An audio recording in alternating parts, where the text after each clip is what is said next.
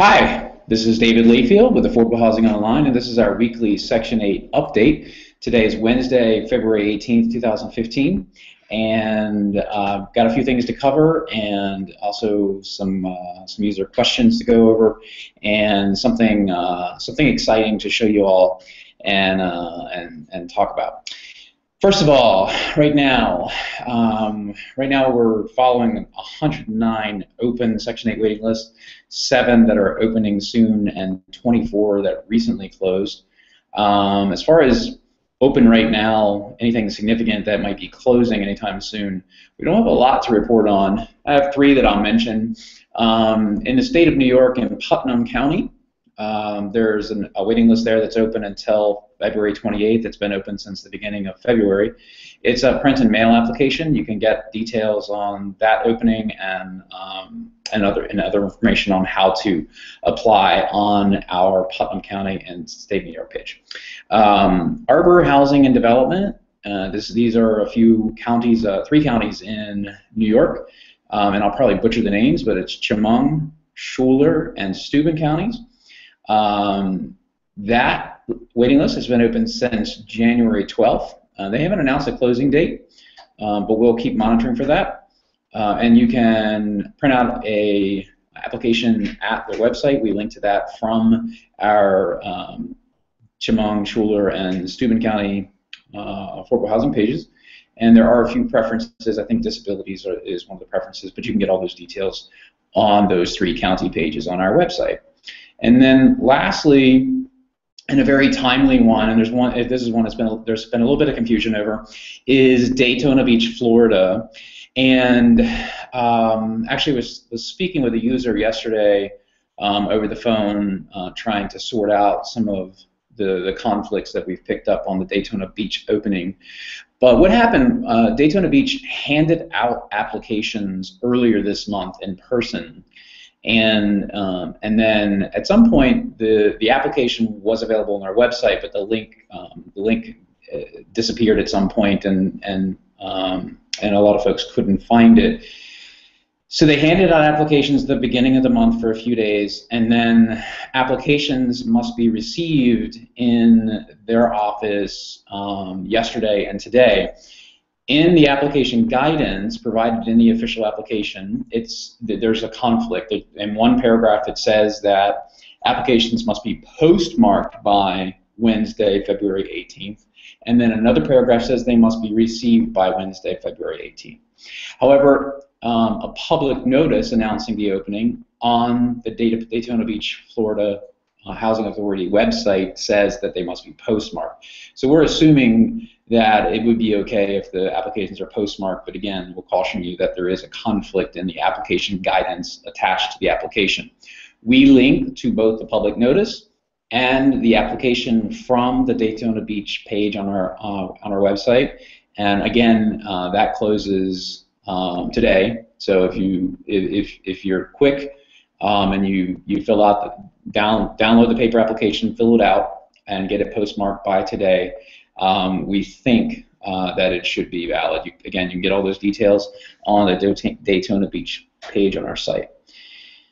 Soon to open, moving on, again in New York, Peekskill. We've talked about this one a couple of times. It opens on Monday the 23rd. That's this coming Monday.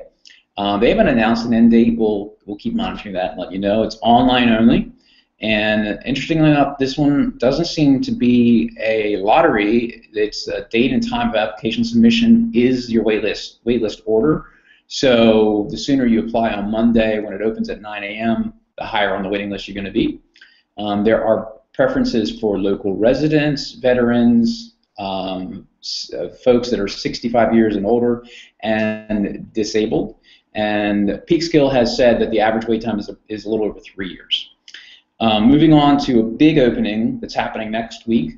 On Tuesday, February 24th, is the Metropolitan Council in the Twin Cities area.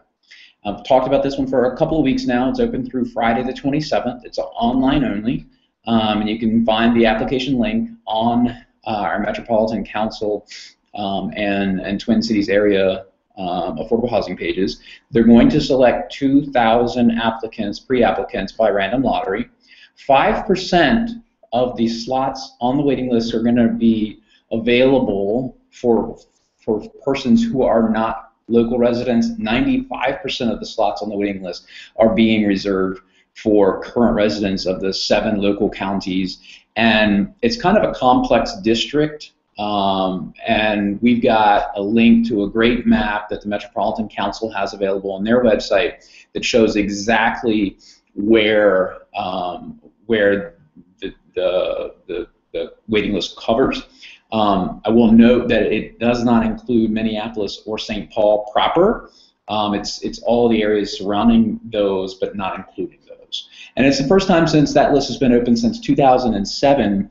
So they're expecting 60,000, 70,000 people to apply, which is about 3 times as many people as applied in 2007. And from the way we've seen Section 8 waiting lists go lately, especially with the online option, we would be surprised if there was more, given how populous that area is. So we'll keep tabs on that and report back to you.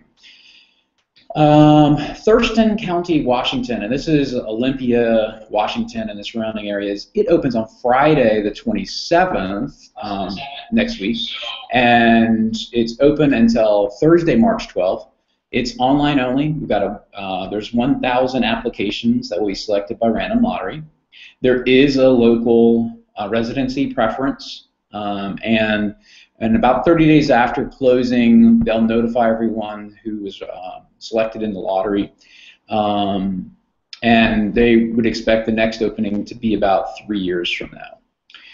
Here's another one that we just found, I think yesterday, and that's Lane County, Oregon, and that's the Eugene, Oregon area.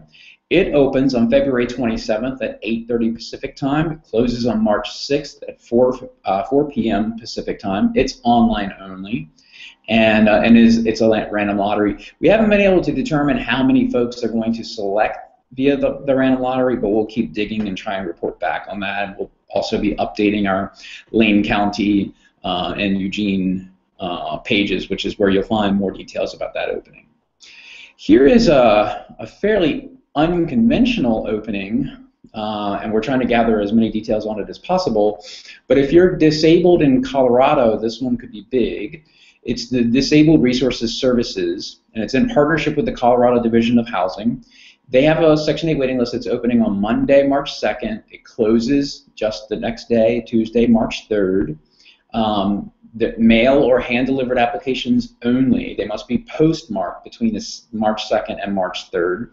It's a random lottery, and the applicant must have a disability, and your application must contain some sort of disability verification, and even something signed by a professional verifying your disability, or you can provide proof of the disability via your SSI or SSDI.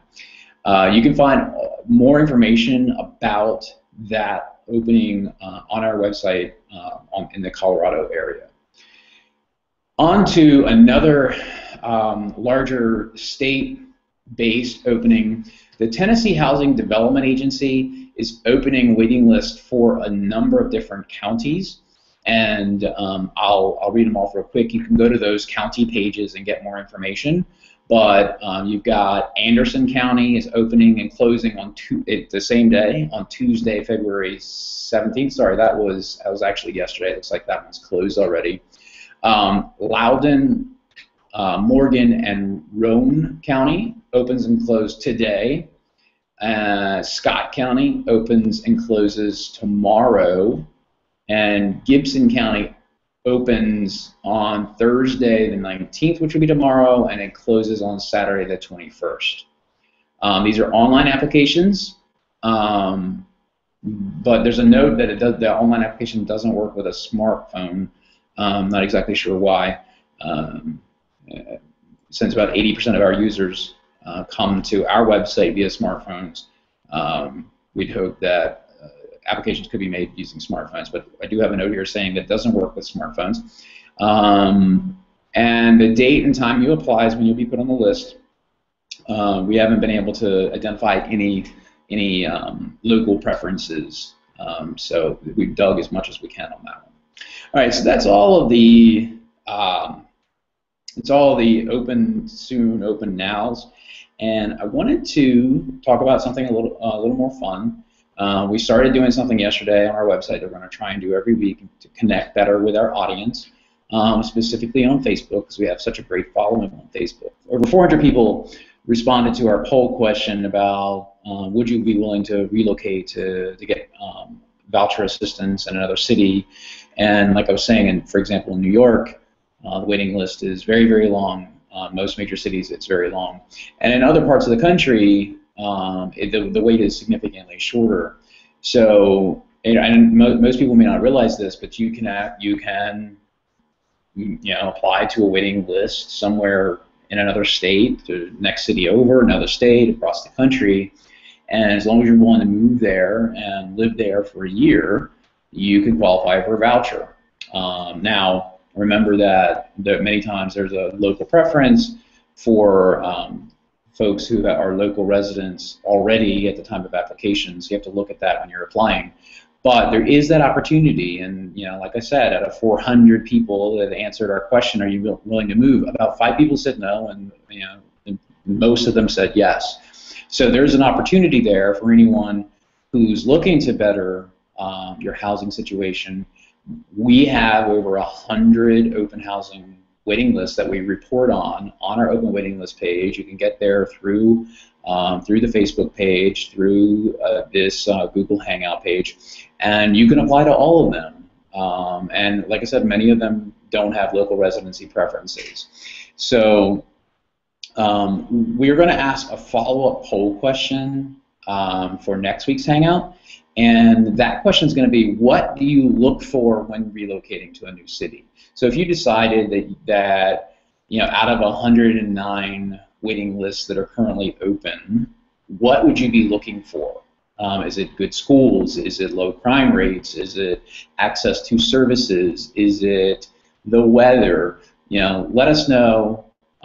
You can start by letting us know in this Hangouts comment thread what would you look for when you're relocating, and then we're also going to go ahead and post a poll next week, let's say on Tuesday morning, asking that question.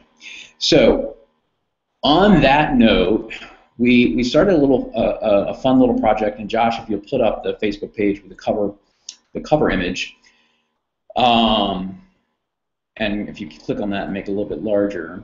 So if you go to our Facebook page, we have a new cover image that we just published today, and we went ahead and kind of mapped out where all the openings are across the country, and so the boxes highlight waiting list openings that are happening in the near future or are happening right now. The green dots are waiting lists that are open all the time. We'll further develop this and actually show those that recently closed with another map marker. But it's just interesting to see across the country where waiting lists are open. And so this dovetails in with this conversation about the poll, and would you be willing to move? These are all places in the country where you could apply to the waiting list. Now, some of them, they do still have waiting lists that are a year or two long, but you can still plan ahead, and these are all places that you could apply to now.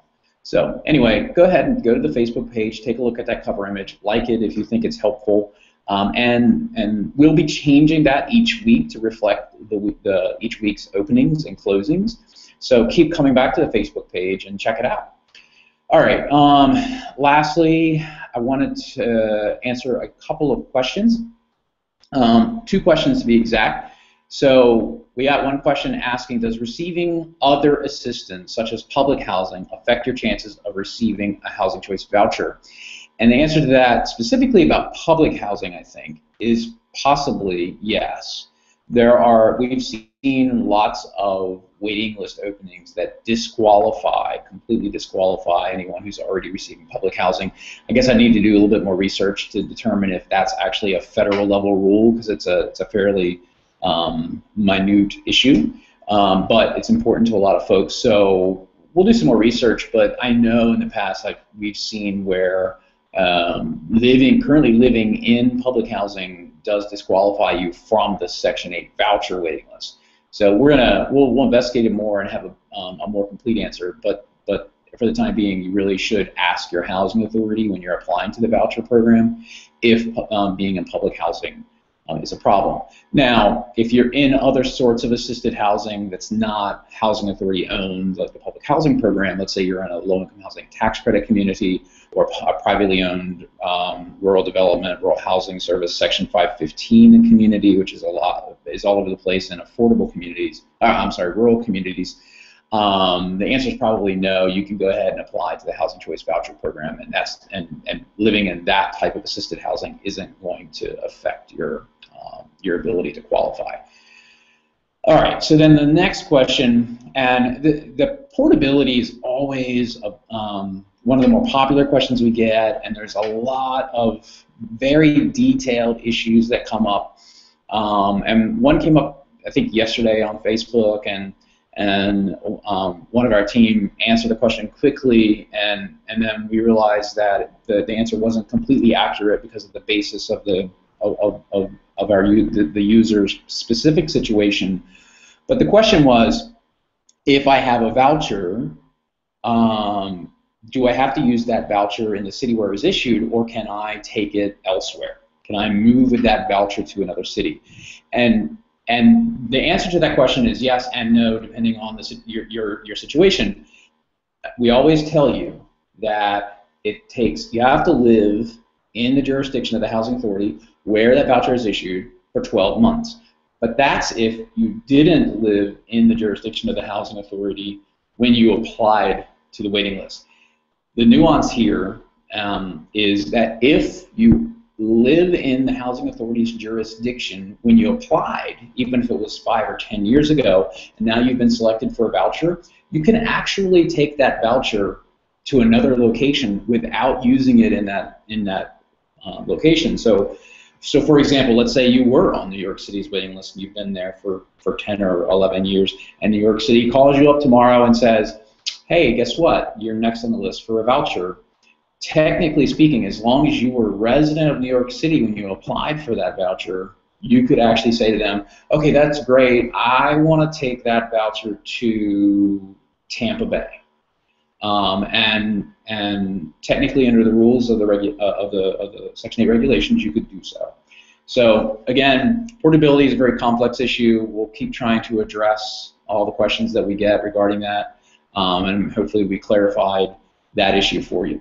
All right, I think that's it for today. Please make sure you leave your questions in the comments below. We'll make sure we answer them next time, and look for the poll coming up next week, and keep watching out for that because we're going to keep changing it every week. All right, thanks a lot, and have a great day.